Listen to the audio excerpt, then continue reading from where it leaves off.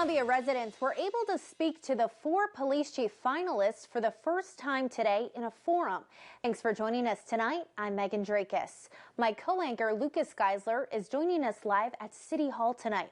Lucas, you were at the forum tonight and asked the candidates what they plan to do to handle violent crime. Well, Megan, remember, it's what about 80% of the 1,000 people that responded to that police chief search survey said was important to them was addressing violent crime.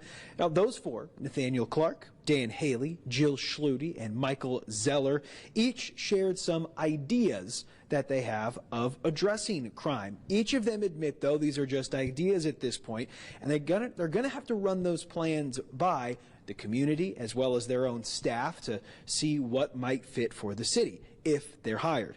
Clark, for his part, says he wants to look at new technology to bring in and be open with the community on what they're doing. That was a big part of what he had to say really about a lot of different things. Schluty suggested bringing back focused deterrence. That's something CPD tried to do several years ago but couldn't really get going. That's where law enforcement essentially puts people who may have a known history of violence or has connection to violence on notice and offers them help to try to stay out of it. Now, Zeller also brought up that it's usually just a few people in the community responsible for violent crime. He talked about his evidence-based plan, DDAX.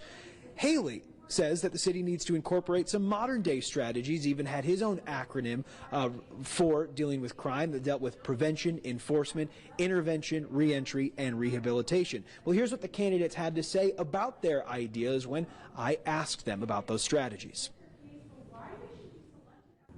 We want to empower the officers to think not outside of the box, but think there is no box when it comes to delivering a level of services that's second to none. Because it is not a huge number of people that are committing violent acts, it's a lot easier to work on those problems on a more personal level, and I think it is different for different people. It's about coming to Columbia and developing the strategy that works for this community. DDAX is an evidence-based model that I think could work here, but I also want to be sensitive to the needs of this community and develop a strategy that works for Columbia. I have to observe and talk with investigations, talk with the officers on patrol, talk with the community, see what they're looking for. City Manager DeCarlin Seawood tells me he hopes to make a job offer in the next few weeks, either late this month or early next month. Well, ABC 17's Mitchell Kaminsky joins us now live too. Mitchell, you and I have been here pretty much all afternoon, all evening, talking to these candidates, and you were talking to them a lot. You know, we talk about the external issues here, dealing with crime. You were talking a lot about internally, how they can handle issues that might come up within the department. Yeah, Lucas, I asked each of these candidates if there's anything they thought that CPD could improve upon, specifically because we have one candidate that has been in the department for a while, maybe has experienced some of these issues firsthand, while the other 3 coming from an outside department. If there's anything that they've noticed, here's what they had to say. Internally, I would like to see us focus more on, I would term it officer wellness, and I would include in that career development. So one of the ways we retain officers better, I think, is making sure that we're treating people as human beings and recognizing that they're not robots that just run from call to call to call.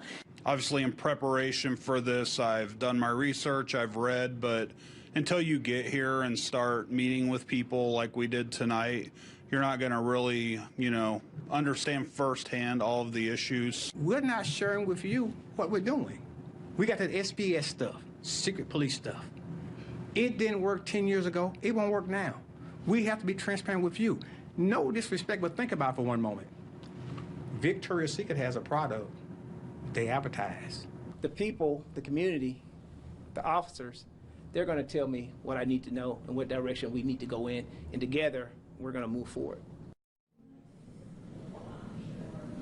City Manager DeCarlin Seawood is going to have a tough decision on his hands. The one end, you have someone that has been with the force for a while, so it's not going to take her as long to get acclimated, while you also have 3 candidates coming in with some fresh outside perspectives. Sure, and a lot of people that we talk to here, Mitchell, members of the community, also saying, kind of differing on opinion on how that will go.